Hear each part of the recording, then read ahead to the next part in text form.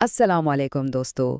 अप्रैल 2026 में Pakistan stock exchange की market में उतार चढ़ाव तो है, लेकिन यही वो वक्त होता है जब जबरदस्त बाइंग अपॉर्चुनिटीज बनती हैं। तो इस हलचल में वो कौन से स्टॉक्स हैं जिनमें पोटेंशियल है? आज हम 5 ऐसे ही सॉलिड स्टॉक्स की बात करेंगे जो बैंकिंग, एनर्जी और सीमेंट जैसे अहम सेक्टर्स से हैं और एक बेहतरीन डाइवर्सिफाइड पोर्टफोलियो बना सकते हैं। अच्छा, सबसे पहले देखते हैं कि मार्केट खड़ी कहाँ है। KSE 100 इंडेक्स इस वक्त तकरीबन 1,70,000 से 1,72,000 की एक बहुत अहम रेंज के बीच ट्रेड कर रहा है।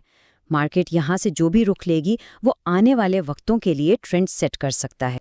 देखो, ऐसी वॉलेटिलिटी कुछ लोगों को डरा सकती है, लेकिन समझदार इन्वेस्टर्स के लिए यही मौके छुपे होते हैं।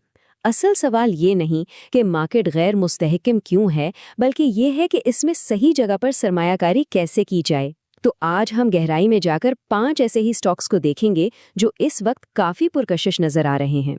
ये है हमारा आज का रोड मैप। हम पहले अप्रैल 2026 के मजमूई मौका पर नजर डालेंगे, फिर एक एक करके अपने 5 पिक्स का जायजा लेंगे। शुरुआत बैंकिंग के सुतून UBL से, फिर इस्लामी फाइनेंस के लीडर MBL की तरफ जाएंगे। इसके बाद energy giant OGDC, dividend king FFC और आखिर में कंस्ट्रक्शन पावर हाउस लक का तज्जिया करेंगे। तो चलिए अप्रैल 2026 में मौजूद मौके की तफसीलात में उतरते हैं, लेकिन आगे बढ़ने से पहले एक बहुत अहम बात। ये याद रखना बहुत ज़रूरी है कि ये तज्जिया सिर्फ तालीमी मकासद के लिए है। ये कोई इन्वेस्टमेंट एडवाइस हरगिज़ नहीं। स्टॉक मार्केट में रिस्क हमेशा होता है, इसलिए कोई भी फैसला करने से पहले अपनी रिसर्च ज़रूर करें और किसी अच्छे फाइनेंशियल एडवाइज़र से भी मशवरा कर लें। तो हमारी लिस्ट में पहला स्टॉक है बैंकिंग सेक्टर का एक मजबूत सुतून, यूनाइटेड बैंक लिमिटेड यानी UBL। इसकी मौजूदा कीमत तकरीबन 415.84 रुपए के आसपास है। तो सवाल ये है कि इस रिवायती बैंक में ऐसी क्या खास बात है? UBL में इन्वेस्टमेंट की वजह बहुत ठोस है। सबसे पहली बात, ये एक शानदार डिविडेंड यील्ड देता है, मतलब हर शेयर पर अच्छा मुनाफा। दूसरा, इसकी कमाई में मुसलसल इजाफा हो रहा है। और तीसरा, जैसे जैसे मईशत बेहतर हो रही है, कर्जों की तलब बढ़ रही है और UBL इससे फ़ायदा उठाने के लिए बिल्कुल तैयार है। और जब हम नंबर्स को देखते हैं तो तस्वीर और साफ हो जाती है। एनालिस्ट ने दिसंबर 2026 तक इसका एवरेज टारगेट 460 से 470 रुपए रखा है। इसका मतलब है कि इसमें 10 से 15% तक का अपसाइड पोटेंशियल है, और ये इसके ज़बरदस्त डिविडेंड के अलावा है।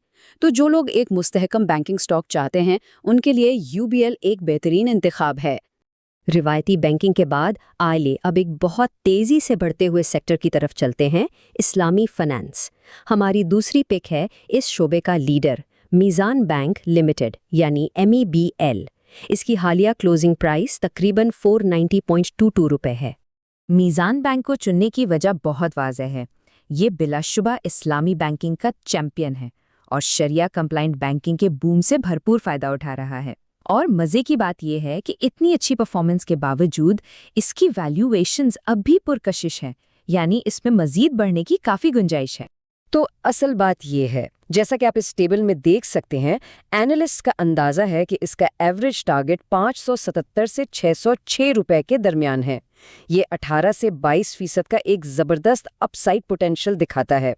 जो लोग लंबी मुद्दत की ग्रोथ चाहते हैं, उनके लिए MEBL एक लाजवाब ऑप्शन है।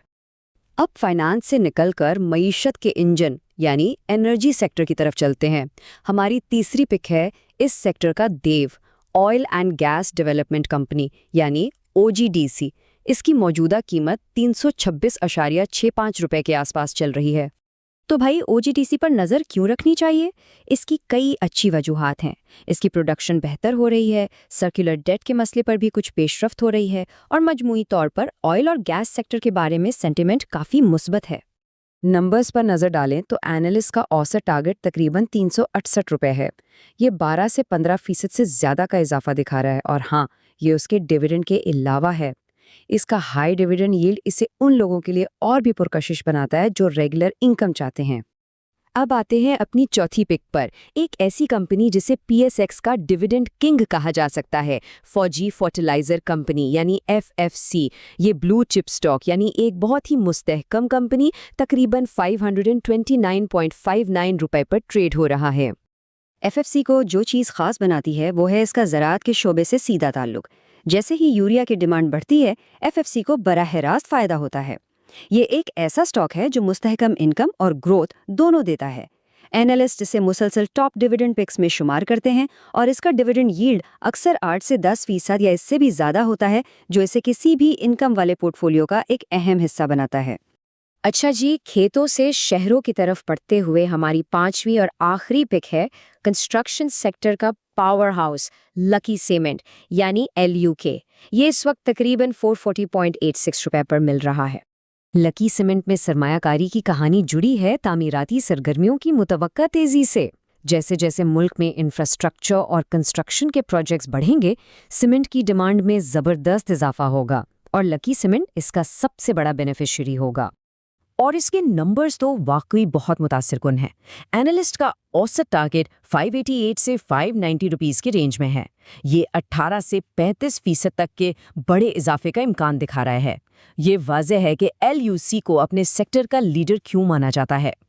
तो जब हम इन पांचों स्टॉक्स को एक साथ रखते हैं तो हमें क्या मिलता है? एक अच्छी तरह से डाइवर्सिफाइड पोर्टफोलियो। जैसा कि आप देख सकते हैं, ये मईशत के अहम शोबों का इहाता करता है: बैंकिंग, एनर्जी, फर्टिलाइजर और सीमेंट। ये डाइवर्सिफिकेशन रिस्क को बैलेंस करने और मुख्तलिफ माशी हालात में ग्रोथ से फ़ायदा उठाने में मदद देती है। और आखिर में सबके लिए एक सवाल, वो कौन सा अगला बड़ा मुआशी ट्रेंड है जो इन्वेस्टमेंट का एक नया मौका पेश कर सकता है? कामयाबी की कुंजी यही है कि रिसर्च करते रहें, मुतजस्सिस रहें और आज के तज्ज़िये से आगे भी देखें। मार्केट हमेशा बदलती रहती है और एक अच्छे इन्वेस्टर को भी उसके साथ बदलना चाहिए।